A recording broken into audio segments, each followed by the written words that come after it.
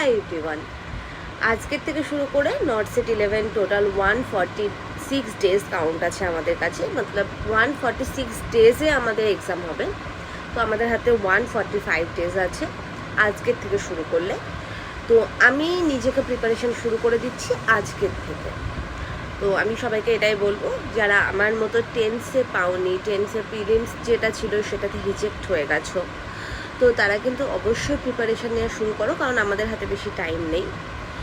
তো বেসিক্যালি আমি কি করছি, আমি একটা বই আমি কিনেছি, সেই বইটা আমি প্রিপারেশান নিতে শুরু করেছি। তো সবার ফার্স্টে আমি FON শুরু করেছি, অ্যান্ড আমার যে স্ট্র্যাটেজিগুলো আছে সেগুলো আমি অবশ্যই তোমাদের সাথে শেয়ার করব।